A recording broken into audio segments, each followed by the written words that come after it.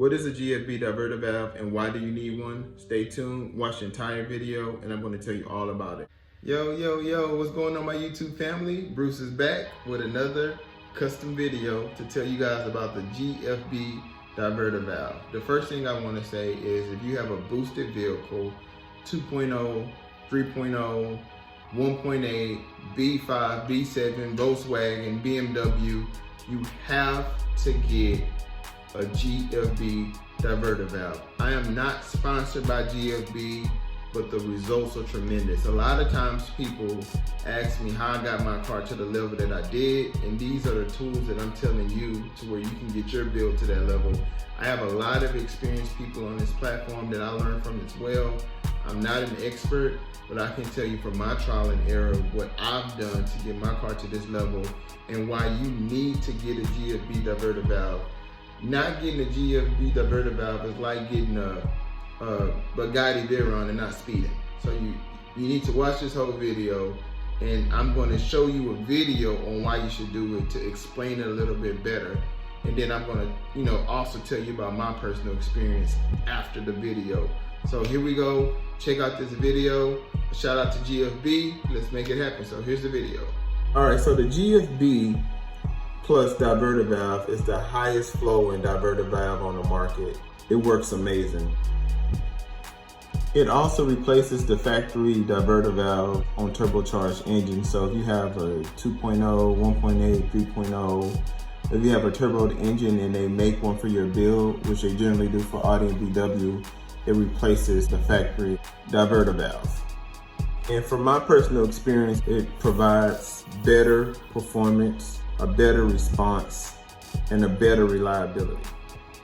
So typically, your standard diverter valve, which went all the way up to D and E, generally is made out of weak plastic, and it doesn't regulate the valve lift. So what happens is you lose performance on your turbocharged engines and you lose boost. The ECU in your car controls the diverter valve operation, and you still have the same general operation when you install the Gfb diverter valve. It's pretty much a plug and play. All right, so you get the sealed piston spring, an anodized billet aluminum faceplate, which is amazing in hot temperatures, unlike the factory one. But as you can see, the factory diverter valve only has an on and off or open close action. That's all it does, on or off. Whereas the Gfb diverter valve operates progressively. It only puts out the boost you need, and that ultimately will eliminate any unwanted compressor surge or any lost boost that's going to stop your turbo from spinning. And also the way it's set up, a lot of your boost is still held inside of the intercooler. It gives you a better throttle response and a better boost recovery versus the traditional one where it's just, hey, bam, here's the boost. You don't have boost, it pulls it away. So it's kind of like a mechanism that enables you to control your boost and keep it a lot longer. Also, the GFB opens 20% faster and it closes 50% faster than the original by reducing the solenoid stroke from 5 millimeters to just 1 millimeter. So in hindsight, the Gfb diverter valve is a must. From my experience, it holds my boost a lot better. So basically, to give you an example, previously I had a stage 2 tune and I did not have the Gfb diverter valve. So what was happening is I was on stage 2, so my peak boost was around 25. So what would happen is I would go to 25, but then I'd fall back down to 17, and I kind of would stagger around 17. But once I put the Gfb diverter valve in, I noticed my boost would jump to 25 and it would hold around 22. It would almost hold so steady that the number didn't blink the first time. I thought something was wrong with my boost controller, and that's to show you how much it's controlling that boost. It even holds that pressure inside the intercooler, so you don't lose that extra pressure that you've built up. And it's kind of like an actuator versus just an on and off switch like the factory one. Also, from my experience with the factory one, it also leaks a lot. I know a lot of you may have had that experience to where, and too many people don't take off their turbo, so they don't see this, but even I've seen 9 out of 10 people who pulled their KO3s out of their vehicle had an issue with the oil leaking through the diverter valve and into the actual plug, because the factory ones has been revised all the way up to F, starting from A, to try to get a diverter valve that can hold the boost, especially since a lot of people drive their cars hard and you're dealing with a situation to where a lot of people tune their cars.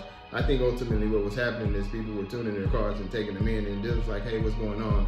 So they kept revising it. So the Gfb gives you that brass piston that holds, it's controlled by the cylinder and it stays. I went to my KL4, no issues at all. I'm still holding boost. So one, you won't get turbo surge. What is turbo surge?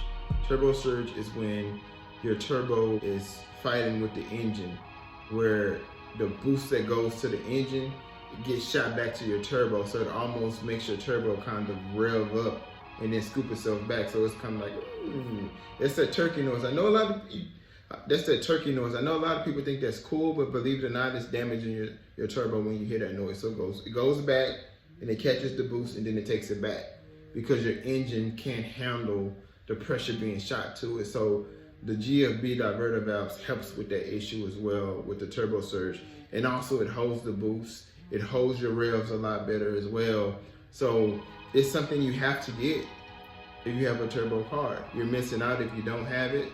Like I said, I'm not sponsored by it. I'm just here to give you guys another gem to where you can get your car on the next level. So if you're on a financial bind and you're taking the baby steps, I feel that the Gfb diverter valve will be a good first step to getting your car on the process of being able to tune it and hold boost without having any issues. So yeah, that's my take on it, guys. I definitely feel like it's worth getting. It's worked wonders for me, and I hope it worked wonders for you. Please hit that like button, subscribe, check all. I know it's a lot of my viewers are from external sources, so let's get the people on this team and on this camp and on this platform to subscribe so we can build this channel and we can continue getting great information out to you guys on a daily basis. Thanks, guys. Peace.